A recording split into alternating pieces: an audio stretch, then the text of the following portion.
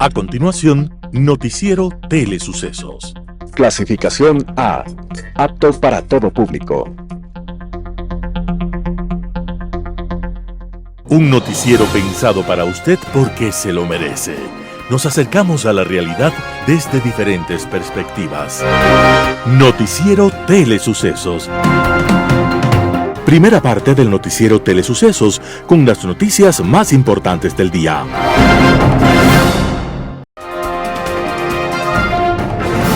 Un día como hoy. Desde tiempos inmemoriales, los humanos hemos querido conocer a los ángeles y demonios que llevamos dentro. Y para lograrlo, hemos encontrado sustancias que abren puertas a lugares sorprendentes de nuestra propia conciencia. Una de esas sustancias ha sido el alcohol, venerado en unas culturas, perseguido en otras. En algunos países se le ha llamado agua de vida y en otros, en cambio, se le ha perseguido de manera implacable, casi siempre con argumentos religiosos. La más famosa medida contra el consumo de alcohol se presentó en los Estados Unidos cuando se determinó que el consumo de alcohol era un delito. En ese momento, algunos sectores propusieron cerrar todos los bares y tabernas para frenar la bebida, el pecado y la fornicación. Pero la gente no abandonó la bebida, y en poco tiempo, el crimen se organizó y logró corromper, por miedo o por dinero, a toda sociedad.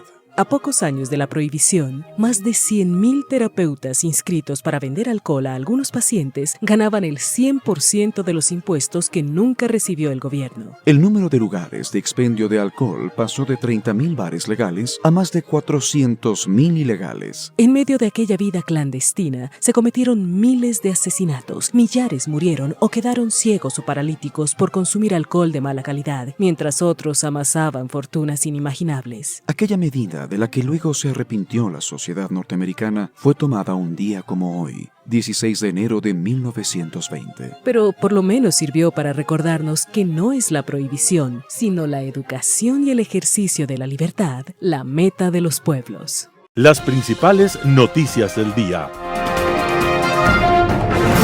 Titulares. Enrique Pita, vicepresidente del Consejo Nacional Electoral, reitera obligatoriedad de asistencia de candidatos a debate electoral. Observación Electoral de la Unión Europea adelanta que su informe analizará temas como la licencia de Noboa. Quito estará presente en la Feria Internacional de Turismo FITUR 2025. En el segmento de opinión, situación fiscal. Los editoriales serán de Hernán Pérez Luz, Votar la democracia. Talía Flores, los ecuatorianos irán a las urnas pensando en Venezuela y Maduro. Noticias del día. Enrique Pita, vicepresidente del CNE, reitera obligatoriedad de asistencia de candidatos al debate electoral. El vicepresidente del Consejo Nacional Electoral del Ecuador, Enrique Pita, recordó a los candidatos que buscan la presidencia que la asistencia al debate electoral es obligatoria.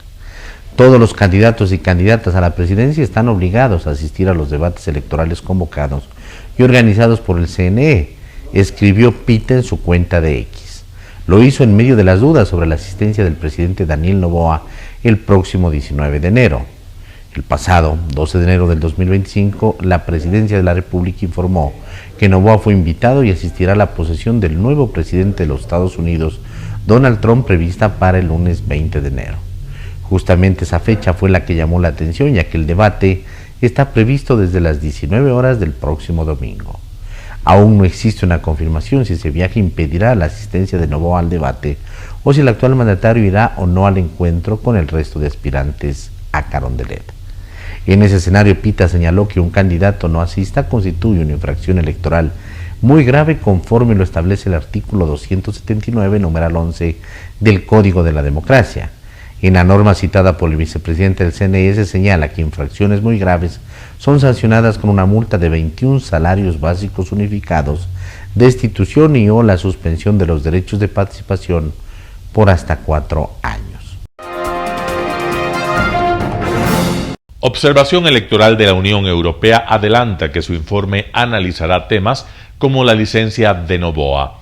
La misión de observadores electorales de la Unión Europea toma nota de polémicas como la licencia del presidente Daniel Noboa para hacer campaña o la situación de la vicepresidenta Verónica Abad para analizar si eso incide en el resultado de los comicios del 9 de febrero.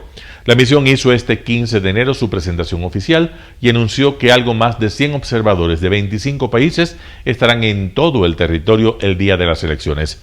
Desde el fin de semana pasado ya están en el país 33 técnicos analistas en diferentes áreas que recaban datos y que servirán para elaborar el informe preliminar y el final del proceso electoral.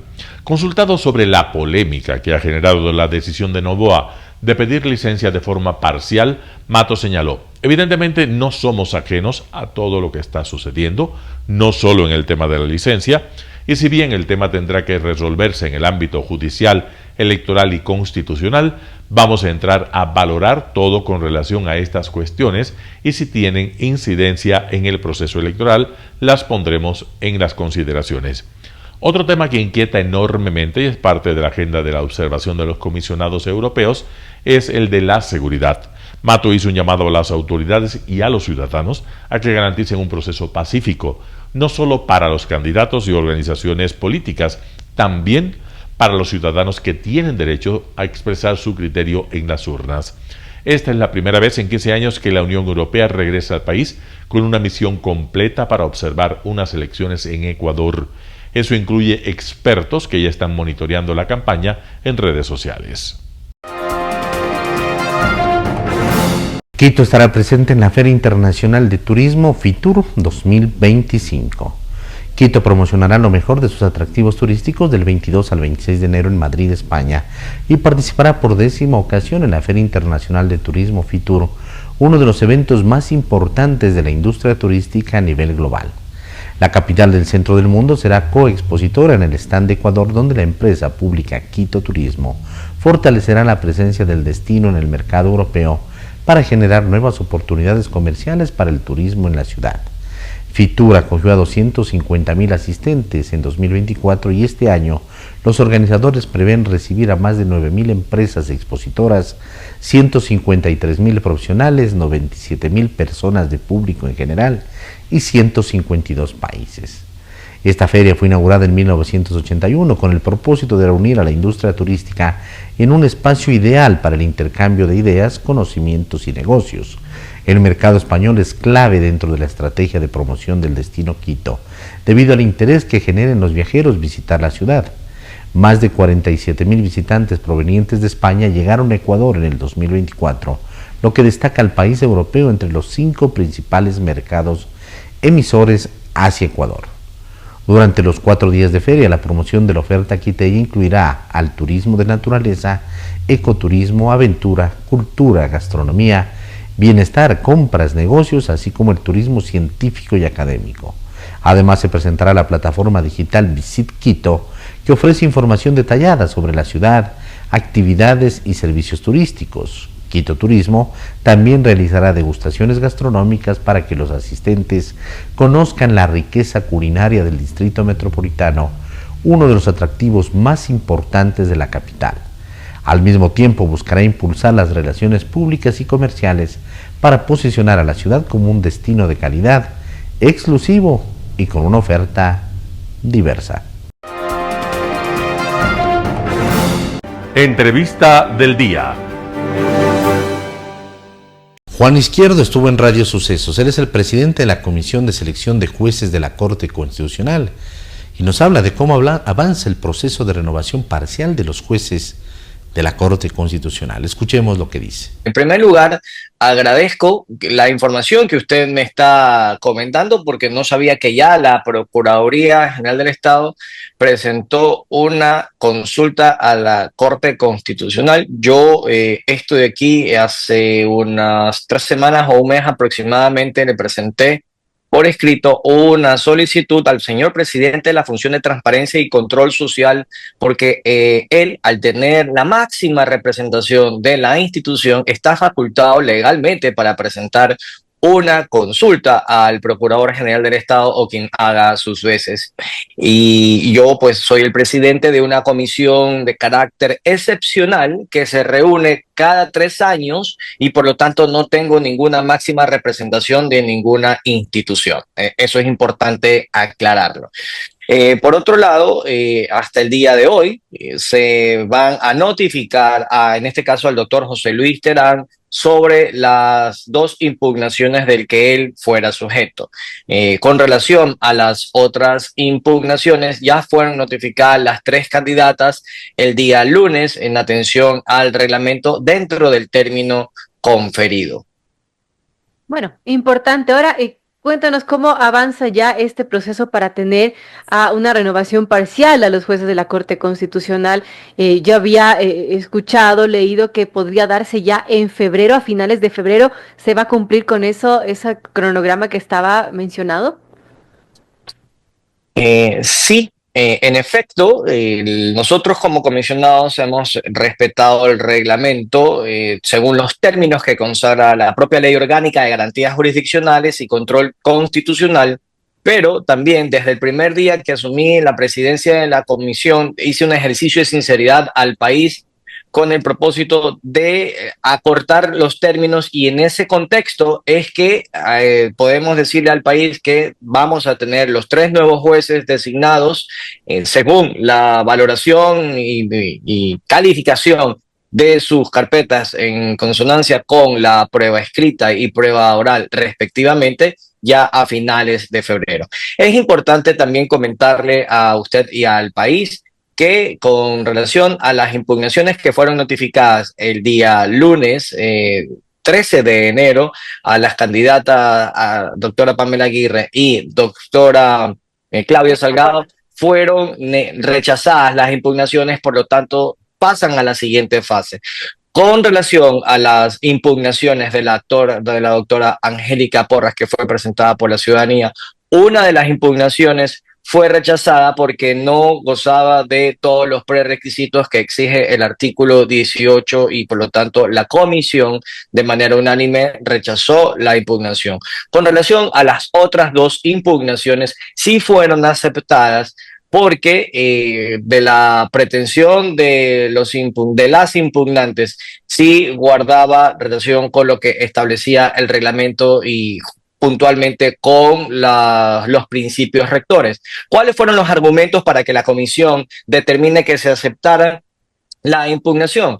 El argumento principal por el cual la comisión consideró que no había esta idoneidad ética, lo que consagra y exige la Constitución en el artículo 433, numeral 3 y 4, en armonía con el artículo 172, numeral 3 y 4 de la Ley Orgánica de Garantías Jurisdiccionales y Control Constitucional, que aquellos candidatos o candidatas que participen para ser juez de la Corte Constitucional reúnan de probidad notoria y ética. Y en ese sentido, la Corte Constitucional, en el auto de verificación que fuera emitido, repito, por este máximo órgano de administración de justicia e interpretación constitucional, determinó quiero ser puntual, en el auto de verificación número 2-19-IC-23 con relación al dictamen del año 2019, en el párrafo 117 textualmente dijo lo siguiente, dijo: en definitiva, ambos incumplimientos reflejan la repetición de un mismo patrón fáctico, el abuso de mecanismos de participación ciudadana y control social. Estas consideraciones la hizo con relación a la actuación de la doctora Angélica Porras. Usted comprenderá que el artículo 440 de la Constitución determina categóricamente que los autos y sentencias de la Corte Constitucional tendrán el carácter de definitivos e inapelables. En Impacto Informativo, Saudia Leboyer, catedrática de la Universidad Andina Simón Bolívar, habla de los debates y de la campaña electoral. Veamos la nota. A ver, yo creo que es un esfuerzo para que haya más actores interesados en la política. En este caso, la universidad que fue sede de este espacio.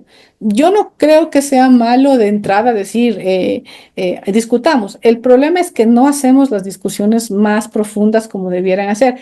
Es un país que no está acostumbrado a debatir, consensuar, obviamente no. Y también es un tema que a la gente no le interesa mucho, porque a la gente le interesa el baile de TikTok. Entonces, para desarrollar un voto informado, que como siempre hemos dicho es el menor, la gente es lo que menos, la minoría de la gente es la que vota informadamente. Entonces, son espacios que pueden servir para una reflexión siempre y cuando mejoremos todavía las formas de los debates. Y eso también es un problema porque tenemos tantos candidatos, son 16 binomios. Yo sé que no fueron todos a este vicepresidencial, pero también tomemos en cuenta que fue para mí más una suerte de también de cortina de humo. ¿En qué sentido? En que los vicepresidentes de por sí no tienen una función establecida. Ellos hacen lo que les dice el presidente. Entonces sí debieran explicar yo me voy a hacer cargo de esto porque esto hemos conversado el momento en que yo acepté la candidatura con. Entonces, si parto desde ahí, puedo decir que si voy a hacerme a cargo del área social, voy a hacer esta articulación frente a este tema. Pero esas son las cosas que no se ven, porque todo se diluye o se queda en un tema de confrontemos. Porque la política está altamente confrontativa y eso hay que bajarle un poquito el volumen si queremos llegar a un mínimo de acuerdo en un tema sensible, como el que te dije hace un momento, que es el de la seguridad. Se supone que iba a ser, y ahí te consulto, una especie de avalancha de acusaciones contra el candidato presidente y todo su equipo de campaña. ¿Efectivamente fue así? No, yo creo que, primero porque primero no fue la candidata a la vicepresidenta de Noboa. ¿Y si hubiera ido, habría podido con eso? Yo creo que sí, porque si tú te vas a prestar a una cuestión donde te van a 16 personas a interrogar y a tratar de darte duro, como se dice en la conversación diaria, tienes que estar listo. Tienes que estar completamente listo para saber cómo respondes. Es una forma de decir, yo no me voy a meter en esa pelea porque finalmente quien arrastra los votos se supone son los candidatos presidenciales. Entonces no se metió en la bronca. Entonces se puede decir cualquier cosa en ausencia. Recordemos también que son candidaturas, salvo la de Revolución Ciudadana, que tienen un porcentaje, según las últimas encuestas, no creo que llegan ni al 4%, siguen alrededor del 3-4% de los votos. A eso hay que sumarle el más menos del margen de error que siempre tiene una encuesta. Entonces estamos hablando de candidaturas que son insignificantes. Entonces, si yo tengo más del 30% de la votación como gobierno de Noboa, ¿por qué voy a ponerme a discutir, si es que no es mandatorio por ley, con los candidatos que a los que yo les llevo tanto porcentaje de distancia de votos?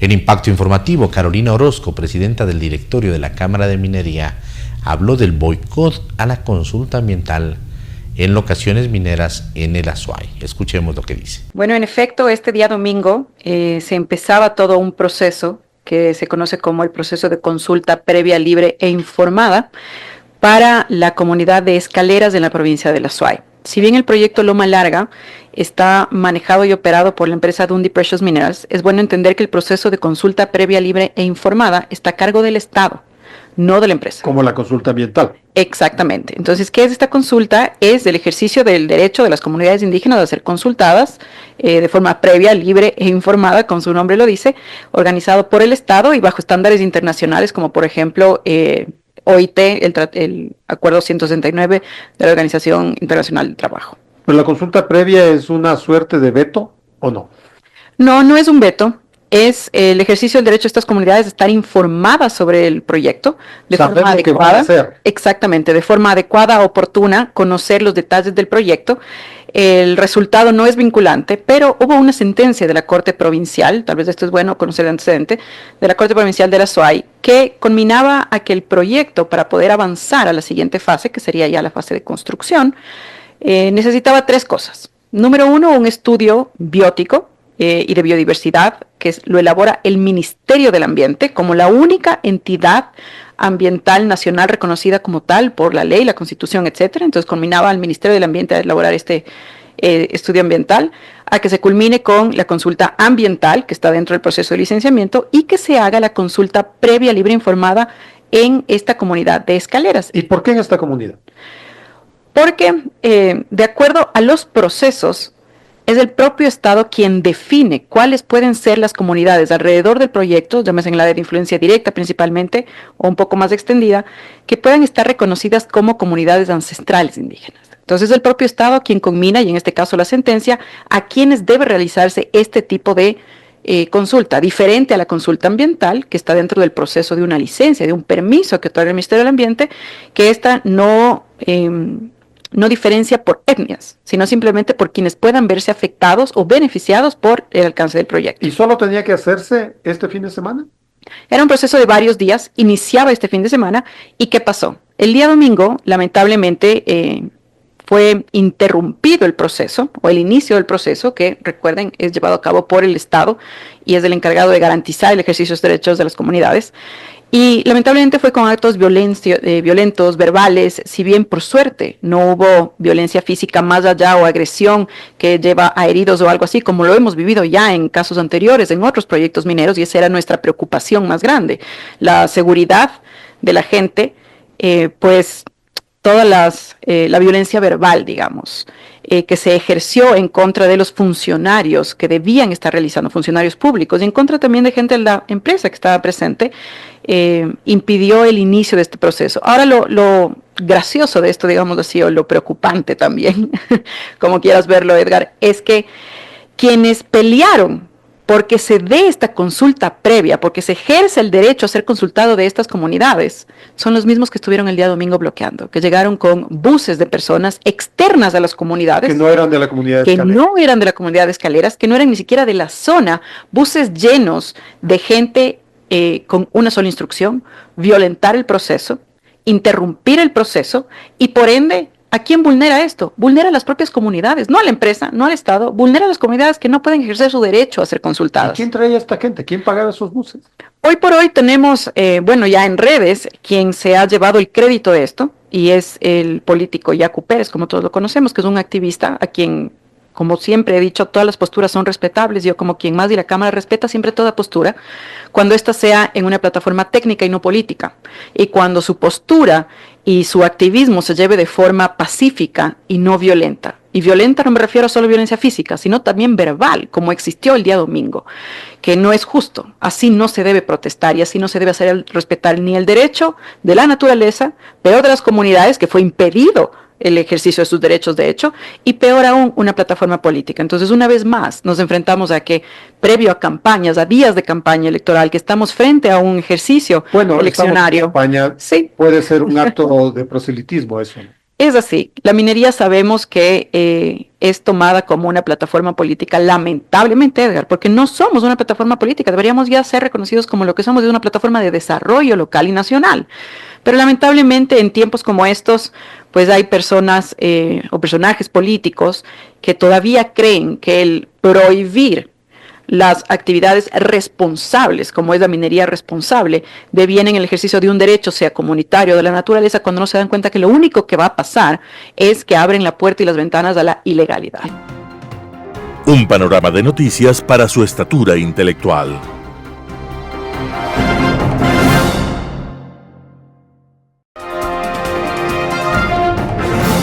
Opinión. Estimados amigos y amigas, gracias por estar con nosotros en este programa de Telesucesos. Yo confío y yo espero que este año 2025 sea de inmensa felicidad para cada uno de ustedes y de vuestros familiares. Vamos ahora, terminado el año 24, hay algunos comentarios que podemos hacer en materia de economía y de finanzas. Pero un tema importantísimo son las finanzas públicas del Ecuador.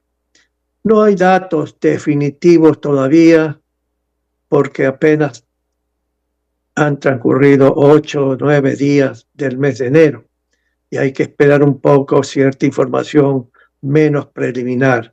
Pero no obstante eso, hay informaciones preliminares que salen del gobierno nacional y del sector privado, ciertas estimaciones que vale la pena comentar.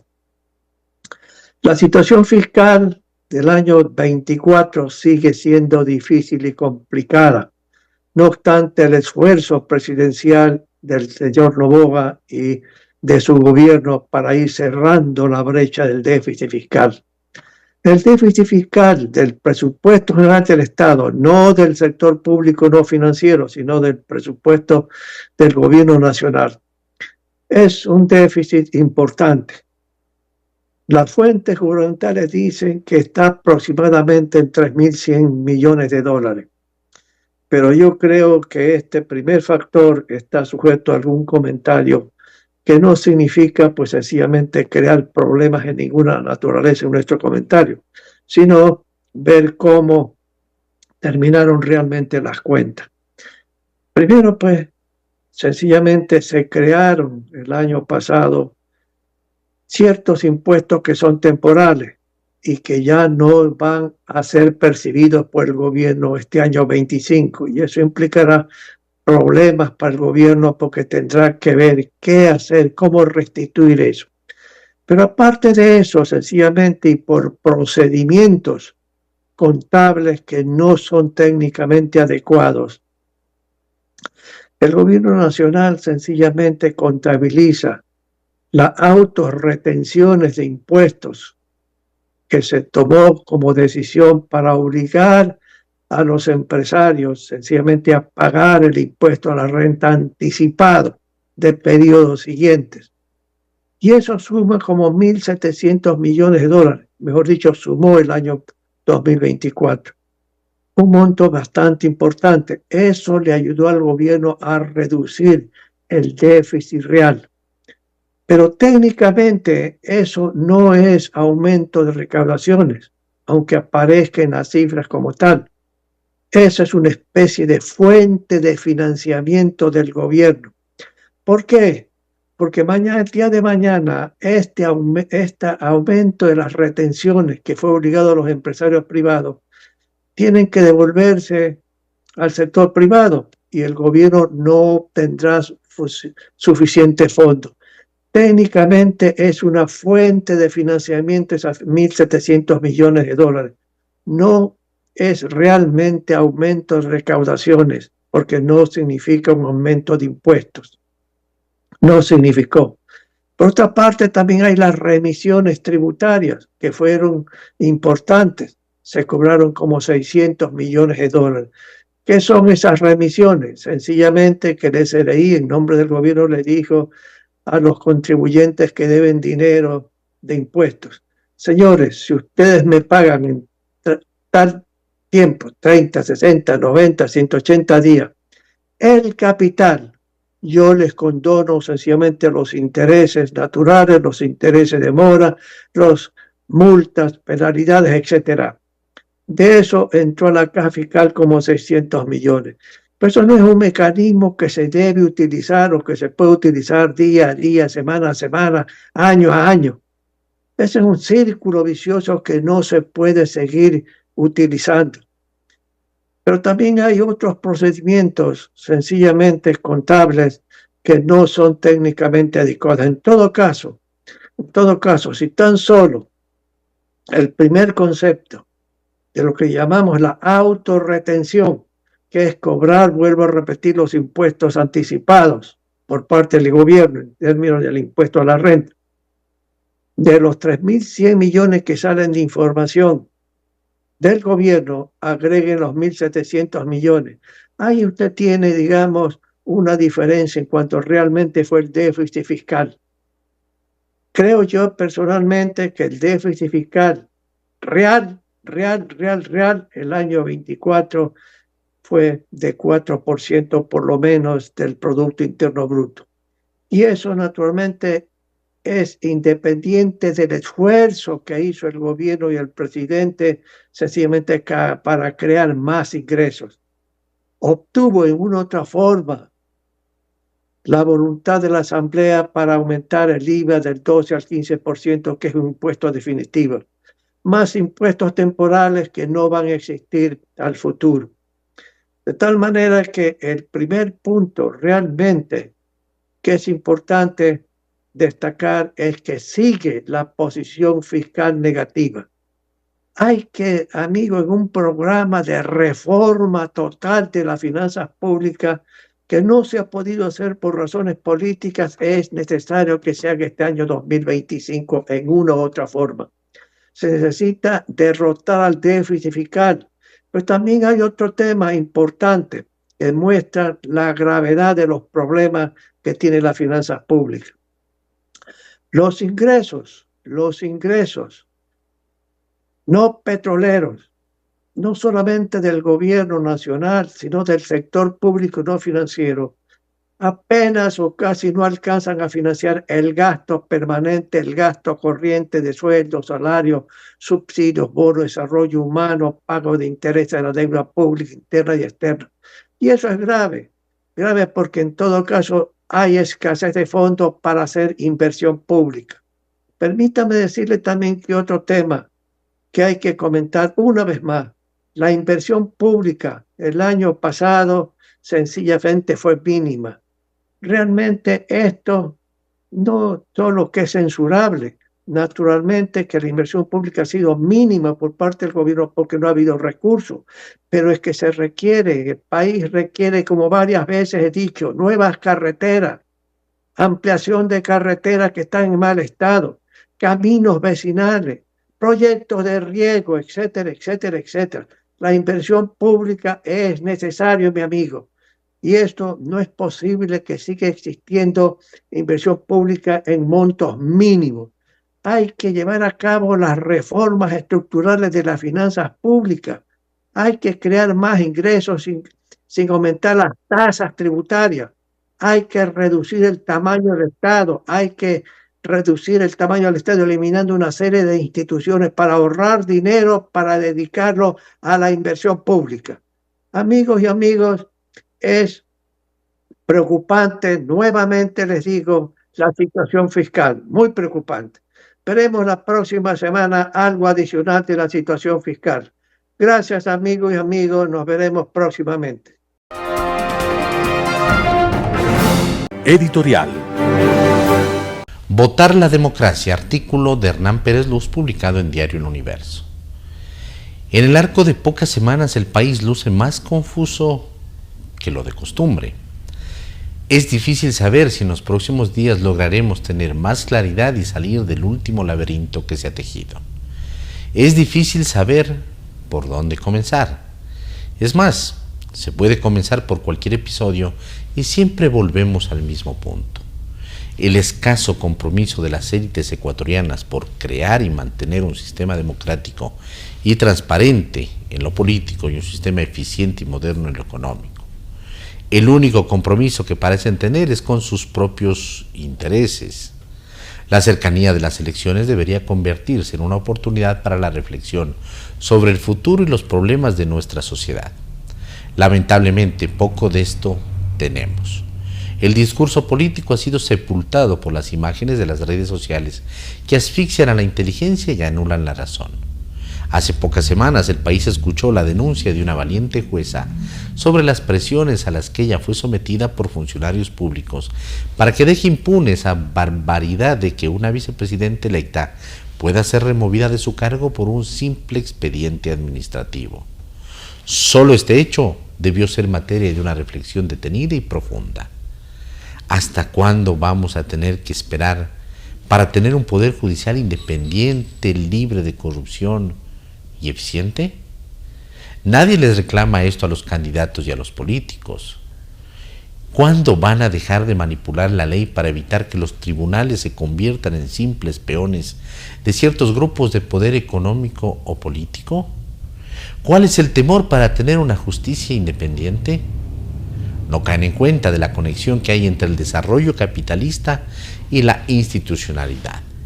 No hay seriedad en el Ecuador para afrontar temas como estos.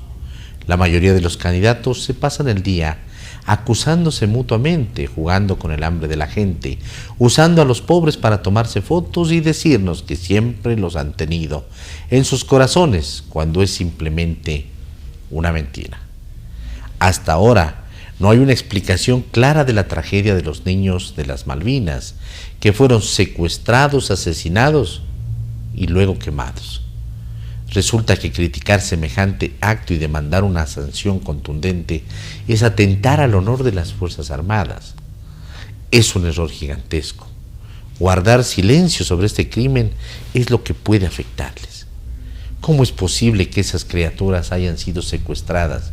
Porque eso fue un secuestro, por elementos de las Fuerzas Armadas y luego abandonadas. ¿Cómo es posible que un ministro de Estado no tenga un mínimo de empatía con sus padres y que unos delincuentes que nos gobernaron usen esta tragedia electoralmente?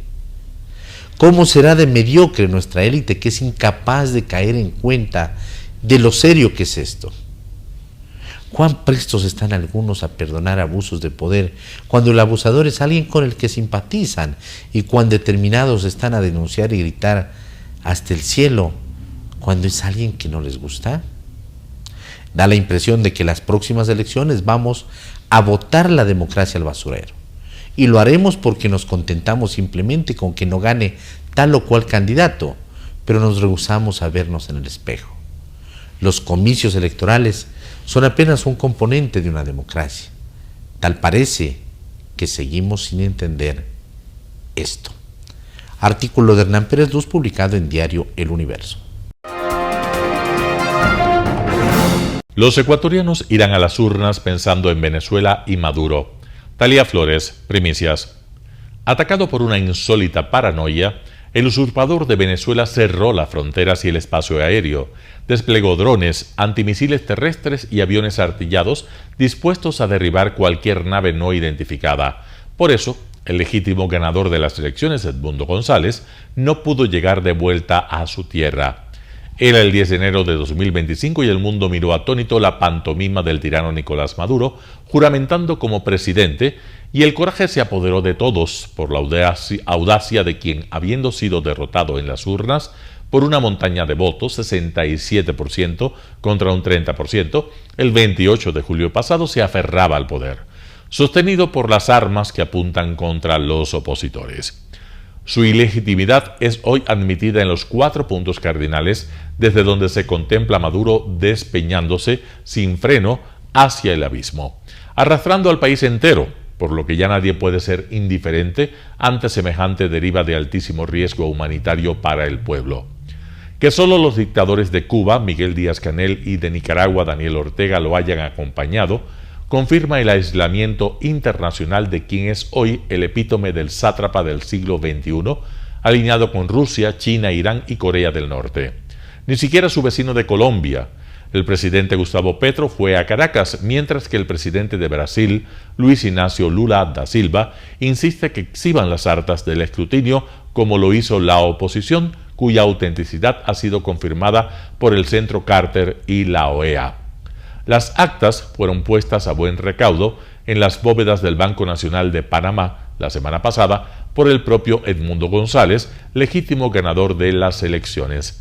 Desde la izquierda política les digo que el gobierno de Nicolás Maduro es una dictadura, declaró sin paliativos el presidente de Chile, Gabriel Boric, tras conocer que la líder opositora María Corina Machado había sido detenida en Caracas el jueves 9, aunque luego fue liberada.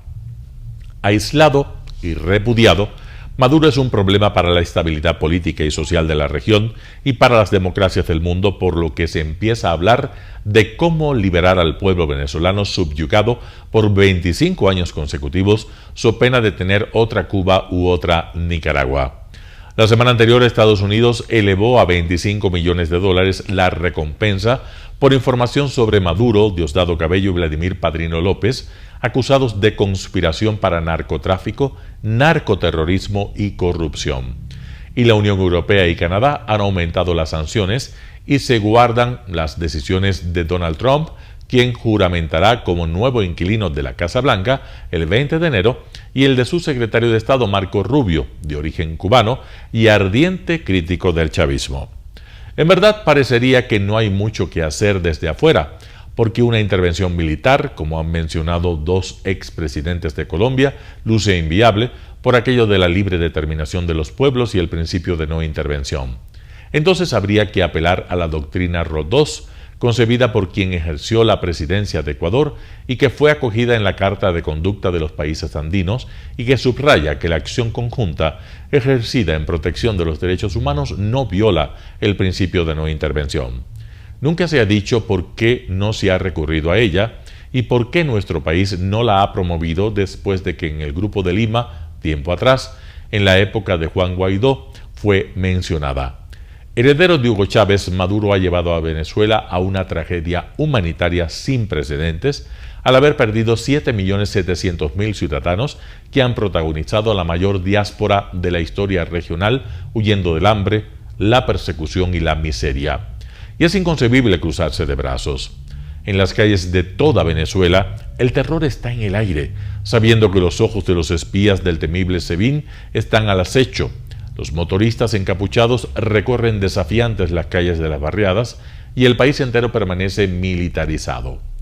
Maduro debe tener pesadillas pensando que su fin podría ser igual al del sátrapa que sojuzgó al pueblo sirio por 24 años, su amigo Bashar al-Assad, con quien intercambiaba condecoraciones, y debe imaginar una implosión o una revuelta, lo que explicaría que haya armado hasta los dientes a las milicias bolivarianas. Ha querido el destino que Ecuador vaya a las urnas después de mirar cómo un dictador se atornilla al poder, despreciando la expresión popular que lo mandó a la cuneta de la historia con una votación extraordinaria en favor de su oponente. Y acá no podemos equivocarnos. Si el ejemplo de Cuba, Nicaragua y Venezuela es que una vez que han trepado al poder no hay manera democrática de sacarlos porque no respetan el pronunciamiento del pueblo, la consigna es inequívoca: no permitir que suban. Solo así se evitará las lágrimas de sangre como las que esos pueblos hermanos han derramado durante años, porque en los países del socialismo del siglo XXI, si no estás de acuerdo con el poder, debes huir, aunque sea por el mar, en medio de tiburones, para alcanzar las costas de la Florida, exponerte a que te quiten la nacionalidad como lo hace la tiranía de Ortega y su mujer Rosario, patéticos émulos del dictador rumano Nicolae Ceausescu y su mujer Elena. O protagonizar un doloroso éxodo que ha dividido a las familias que se pierden de compartir los mejores años de la vida con abuelos, padres y allegados, cobijados por los cielos de su patria. Por eso, hay que escuchar a Mahatma Gandhi cuando advertía que es incorrecto e inmoral tratar de escapar de las consecuencias de los actos propios. Entonces, ¿alguien en Ecuador podría elegir a un cercano ideológico a Maduro y no arrepentirse y llorar después? Talía Flores, Primicias. Noticias internacionales. Las clases siguen canceladas en la Universidad Tecnológica de Eindhoven tras el ciberataque del fin de semana. Las clases siguen suspendidas en la Universidad Tecnológica de Eindhoven, en los Países Bajos, tras un ciberataque ocurrido el fin de semana. El Departamento de Informática de la universidad informó del ataque a las 9 de la mañana del sábado. Dicen que notaron un tráfico inusualmente pesado y sospechoso en la plataforma digital de la universidad y desde entonces han tomado la decisión de desconectar los servidores. El cierre de la red de la universidad ha provocado importantes interrupciones a los miembros de la facultad que perdieron el acceso a las plataformas necesarias para sus trabajos. Ja, nou, ik ben een medewerker en sommige dingetjes die kunnen toch doorgaan, sommige vergaderingen. La brecha se produce en un momento en el que los estudiantes se preparan para los exámenes. Vooral problemen om bij al lesmateriaal te komen, want er komen tentamens aan volgende week en dat is wel vervelend. La universidad ha sido objeto de ciberataques en el pasado y algunos estudiantes dicen que se necesita hacer más para mejorar la seguridad de la red. This is also not the first time that the university gets hacked, and I think it's just a major problem. And for example, the way the university gets hacked is more advanced every time. I think now with the development of AI, phishing is more advanced than other techniques that hackers may employ. Maybe the university needs funds to secure its systems, of course, because research here is really important. La administración de la universidad ha anunciado que todos los exámenes y evaluaciones programados para el 20 de enero se pospondrán una semana. También añadió que su departamento tecnológico está haciendo progresos para contrarrestar el acceso y espera que los estudiantes puedan volver a entrar el lunes.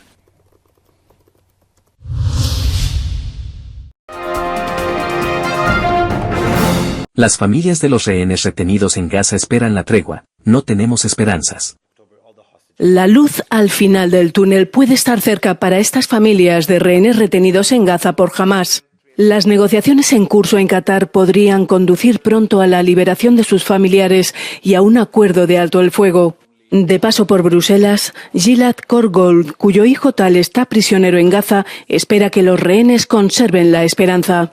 I get a nephew who was killed in the war 2014 in the same day that was announced a ceasefire.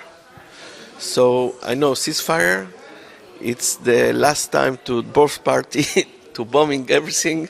So I'm not excited now. I'm just wait to be if it's something real. En su teléfono móvil, Yotam mira las fotos de su hermano Nimrod, un soldado israelí tomado como rehén por Hamas el 7 de octubre. Espera que el regreso de Donald Trump a la Casa Blanca ponga fin a la guerra. I think Trump has declared publicly that he wants peace in the Middle East, and I think he understands Bibi is stalling and the Israeli government intentionally prolonging the war. And I think he decided to put an end to it and tell our government enough is enough, you have to close the deal. And he wants to have a quiet front in the Middle East to focus on rebuilding America. Udi Goren hace campaña por la devolución del cuerpo de su primo Tal Haimi, hecho rehén y asesinado el 7 de octubre en el kibbutz de Nir Tzitzak. Y denuncia aquí el rechazo de ciertos ministros israelíes a cualquier acuerdo de alto el fuego. I would only tell them they should be ashamed of themselves. It's, coincidentally, somehow, they consider themselves religious. Judaism is about compassion. Judaism is about being kind to others. Judaism is about community and about community reliance. And this is the complete opposite. Hamas retiene aún a 94 rehenes capturados en Israel el 7 de octubre de 2023. Al menos 34 están muertos, según el gobierno israelí.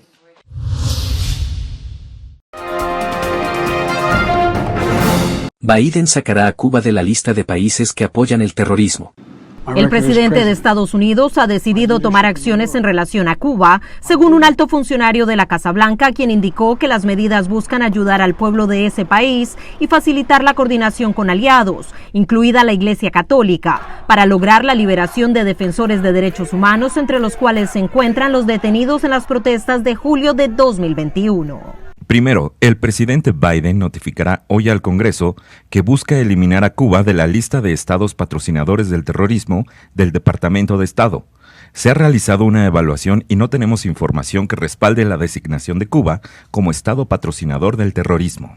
La segunda acción de Biden es que emitirá una excepción del título 3 de la ley Helms-Burton, suspendiendo así la capacidad de ciudadanos estadounidenses de presentar reclamaciones en tribunales estadounidenses con respecto a propiedades cubanas expropiadas. Y en tercer lugar, rescindirá el Memorando Presidencial de Seguridad Nacional 5, que fue promulgado originalmente el 16 de junio de 2017, eliminando una lista de entidades cubanas que están sujetas a ciertas sanciones financieras. Las acciones de hoy demuestran que la política del presidente Biden hacia Cuba, que se centra en lograr resultados prácticos con respecto a los derechos humanos en Cuba, generará dividendos para el pueblo cubano. El alto funcionario de la administración Biden reiteró que el gobierno cubano ha entablado un diálogo directo con la Iglesia Católica y esta ha sido una conversación importante, especialmente porque se lleva a cabo en el contexto del año del jubileo del Papa con el tema de los peregrinos de la esperanza. Sin embargo, aún no es claro cuándo y cuántos serán los liberados en este acuerdo. El anuncio ya generó reacciones. Los funcionarios de Obama-Biden continúan con su legado de cerrar administraciones con un apaciguamiento absoluto del régimen cubano. Estas medidas pueden ser revertidas por la administración entrante si así lo decide el presidente electo Donald Trump, quien en su primer mandato anuló la política establecida por Barack Obama con Cuba tras la reapertura de la embajada en La Habana. Celia Mendoza, Voz de América, Departamento de Estado. SpaceX de Elon Musk lanza 2 módulos de aterrizaje lunar para impulsar negocios en la Luna. 3, 2, 1, ignition. SpaceX lanzó el miércoles un par de módulos de alunizaje para 2 empresas distintas, la última de una serie de naves espaciales privadas que apuntan a la Luna. La empresa iSpace, con sede en Tokio, planea probar posibles fuentes de alimentos y agua para futuros exploradores, mientras que Firefly Aerospace, con sede en Texas, está realizando 10 experimentos para la NASA. Las 2 empresas compartieron el viaje para ahorrar dinero, pero se separaron una hora después del inicio del vuelo para tomar rutas separadas hacia su destino compartido.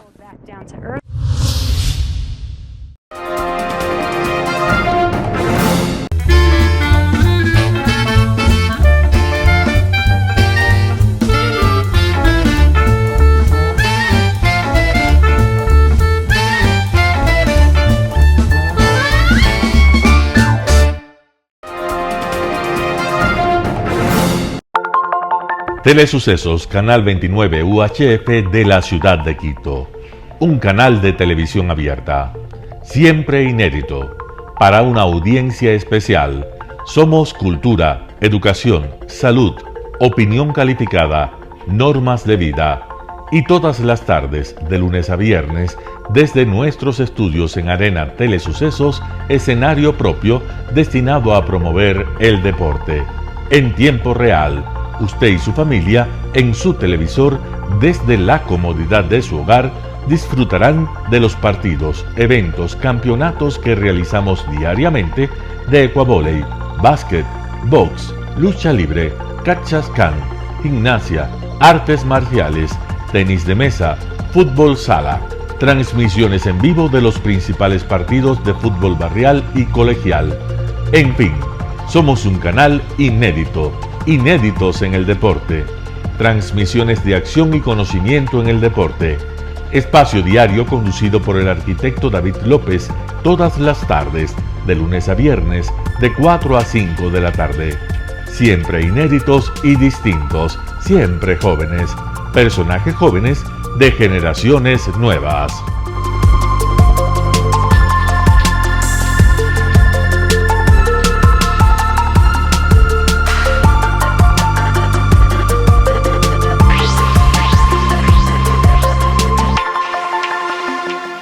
El término arena dejó tiempo atrás de ser sinónimo de muerte. Hoy es un espacio de vida, de desarrollo de una de las actividades básicas del comportamiento humano, el deporte, que quizá, como ninguna, moviliza sentimientos y emociones, elimina como principio la violencia, intereses personales, trampas, desunión e intrigas. El deporte, con sus valores, solo deberá entregar mensajes de bien para mejorar las actuales estructuras sociales y políticas en deterioro en las que vive nuestro país. Hoy entregamos a nuestra audiencia de la ciudad de Quito deportes y en especial a la parroquia de Calderón, uno de los sectores populares de mayor desarrollo de la ciudad, con una población estimada en 1 millón de habitantes que están en contacto diario con el canal 29 UHF, presente con sus instalaciones deportivas en Llano Grande, su centro de gravedad. Telesucesos, desde nuestro estudio principal y en el de Arena Telesucesos, es el único medio de televisión que transmite de lunes a viernes 4 horas diarias de diversos eventos y novedades deportivas: el ecuavóley, básquet, tenis de mesa, halterofilia, taekwondo, esgrima, box, cachascán, gimnasia olímpica. Pueden ser observados en Canal 29 UHF y en todas las redes sociales en su televisión, sin ningún costo, desde la comodidad de su hogar, en nuestro canal y en las redes sociales. Arena Telesucesos es el escenario en donde el deporte tiene vida. Nuestros invitados y jugadores están en la cancha junto a usted y como nunca antes en la pantalla de su televisor, acercándole a un espectáculo inolvidable de luz, color y fiesta. Por fin usted encuentra el deporte que practica y que nunca es transmitido ni considerado por otros medios de comunicación con la importancia que nosotros le damos. El ecuavóley es el gran protagonista en una cancha con todos los estándares y comodidad para su práctica. Es el único deporte ecuatoriano con partida de nacimiento ecuatoriana.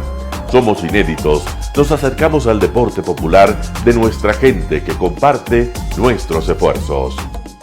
En Arena Telesucesos, aparte del atractivo de los eventos deportivos que transmitimos con nuestra señal a los televisores de su hogar, también entregamos muchos de los valores que encierra el deporte y en especial privilegiamos nuestra identidad nacional en el ecuavóley, jerarquizando su presencia como el deporte con partida de nacimiento en nuestro país. Telesucesos no solo entrega en su programación de deportes un espectáculo, sino que impulsa, privilegia y exige a quienes participan que sean parte de los valores y méritos que el deporte encierra: esfuerzo, superación, perseverancia, respeto, solidaridad, compañerismo, disciplina, puntualidad, sana competencia, honradez en la cancha y fuera de ella. La práctica deportiva siempre generará beneficios positivos para su cuerpo y entregará salud estable, pero refuerza además la identidad personal y premia siempre el éxito conseguido. Estamos entregando a nuestra ciudad con Arena Telesucesos un esfuerzo más de un medio que es fiel a su identidad y que a través de sus contenidos de salud, cultura, opinión calificada y ahora deportes, pretende difundir lo que, aparte del entretenimiento, requiere nuestra gente. Lo hasta ahora realizado está hecho con mucho esfuerzo, pasión y el entusiasmo de nuestra parte, de nuestros empleados, trabajadores y pequeños empresarios que creen en nuestras motivaciones. Hemos dado los primeros pasos para este proyecto que seguiremos haciéndolo gracias a ustedes. ¿Cómo llegar? Nuestras instalaciones se encuentran en el norte de la ciudad, en un sector de gran crecimiento y desarrollo urbano al que se accede a través de la vía E35, más conocida como la Avenida Panamericana Norte. Desde el centro comercial El Portal, a 2 kilómetros a la derecha, se encuentra la calle García Moreno, antiguo camino a Llano Grande, una arteria en la que se desarrollan dinámicos comercios. Junto al centro comercial Ciudad Alegría, a 100 metros, hemos llegado a nuestras instalaciones, Arena Telesucesos, la cancha del Ecuavoley. Telesucesos, siempre inédito, nuestro canal online a la vanguardia tecnológica, 24 horas de programación continua a través de Internet. Telesucesos Internacional. En el Ecuador y en el mundo, Telesucesos Internacional. ¿Cómo lo sintoniza? Ingresando a www.telesucesos.net. Telesucesos Internacional. Telesucesos, el canal de televisión siempre inédito. El noticiero Telesucesos es retransmitido de lunes a viernes a las 7 horas por Radio Planeta Sur 106.1 FM de la ciudad de Loja. Noticiero Telesucesos. Las opiniones vertidas en este espacio por la producción y dirección del programa son de exclusiva responsabilidad de sus autores y de quienes intervienen en ellos.